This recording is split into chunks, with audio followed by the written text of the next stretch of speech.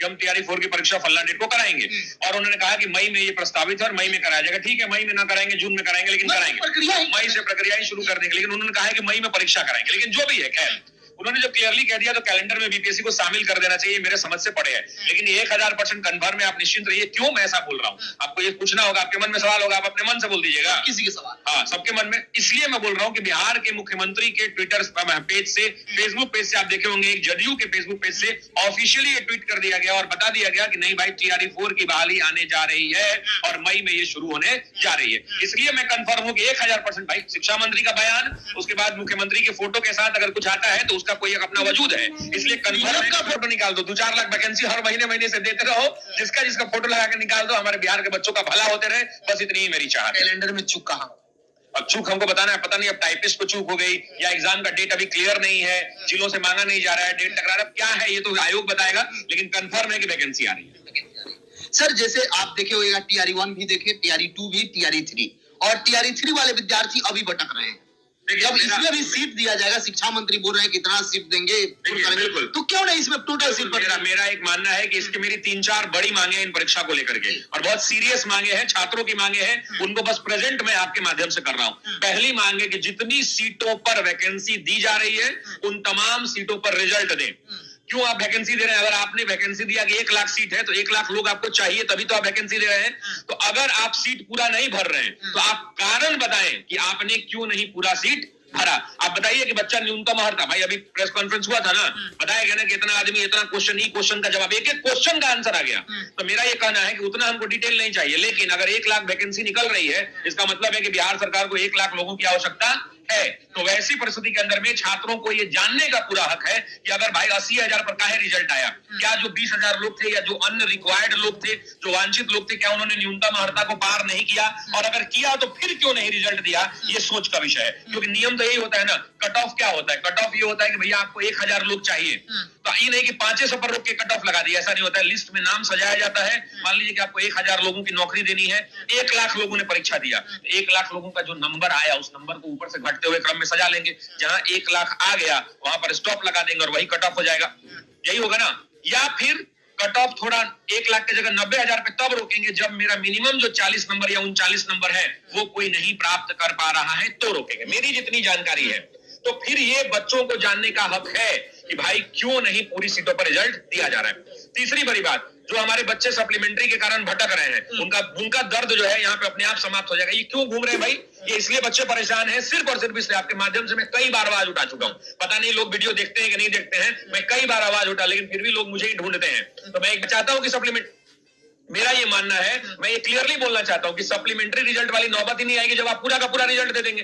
आप नहीं देते हैं, सीट नहीं भरते हैं, तब तो अगर आप सीट भर देंगे तो ऐसी परिस्थिति में सप्लीमेंट्री की आवश्यकता नहीं पड़ेगी, बच्चे भी परेशान नहीं होंगे। बेचारा बच्चा 3 महीना से वहां लौट रहा है, 3 महीना से परेशान है, दर दर की ठोकरें खा रहा है, उनका सुनने वाला कोई नहीं है। अच्छा, क्यों मांग रहा है वो नौकरी? क्योंकि न्यूनतम अर्हता से ऊपर उसका अंक है, इसलिए वो अपना दावा कर रहा है। डेट ऑफ बर्थ के कारण छटा, बहुत सारे लोग छटे, तो उनको जानने का हक है कि क्या मेरा डेट ऑफ बर्थ के अंदर में छाटने का क्या वजूद है। कुछ क्राइटेरिया होगा ना, जो फार्मूला लगा के रोका गया होगा, तो फार्मूला बच्चा को बता दिया जाए, वो प्रेस कॉन्फ्रेंस बुला दिया जाए, जैसे आंकड़ा जारी होता है वैसे जारी कर दिया जाए।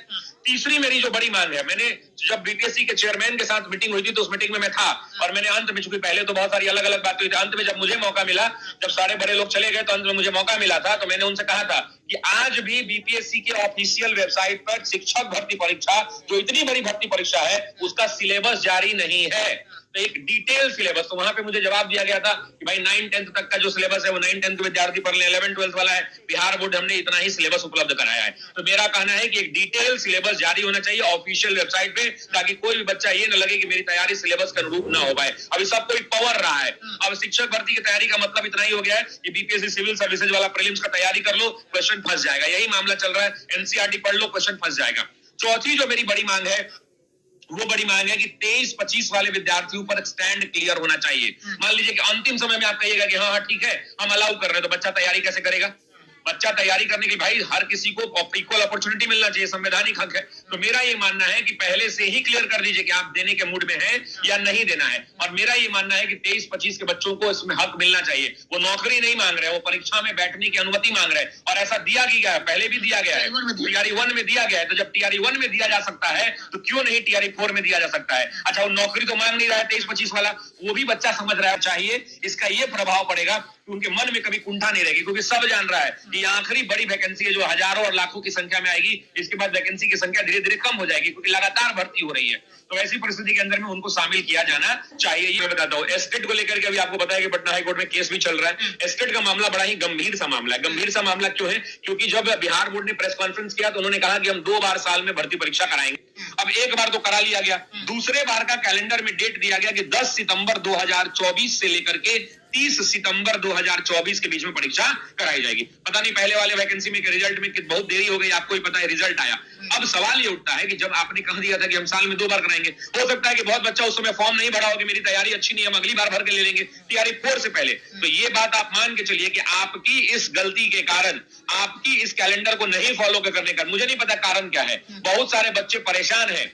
उनको आपको टीआरई 4 से पहले एक बार एस्टेट कराना चाहिए। इसलिए कराना चाहिए क्योंकि आप देखिए कि जो भी बच्चे 22-24 में पास किए हैं, वो 22-24 वाले बच्चे एस्टेट के कारण ऐसा ना हो कि वो परीक्षा देने में असफल रह जाए, परीक्षा देने से छूट जाए। तो मेरा ये मानना है, छात्रों के हक की मांग है कि अच्छा, एस्टेट कोई नौकरी वाली तो परीक्षा नहीं है, एस्टेट एक पात्रता परीक्षा, जैसे सीटेट की परीक्षा होती है, सीटेट की परीक्षा के बाद नौकरी नहीं मिलता है, एस्टेट की परीक्षा के बाद भी नौकरी नहीं मिलता है। ये एक महज पात्रता परीक्षा है। अच्छा, उसमें भी ऑनलाइन कराते हैं लोग, ऑनलाइन एक बार में इजिली हो जाता है। तो मेरा ये कहना है कि बीपीएससी टीआरई 4 से पहले किसी भी परिस्थिति में छात्रों की आवाज को सुनते हुए मेरा निवेदन है, नम्र निवेदन है कि भाई इस पर विचार करना चाहिए, और उससे पहले एक पात्रता परीक्षा जो एस्टेट का है वो करा देना चाहिए। आपके इस एक स्टेप से हजारों बिहार के परिवार में खुशियां आ जाएंगी, क्योंकि बच्चे इंतजार कर रहे हैं और वो बहुत परेशान भी है।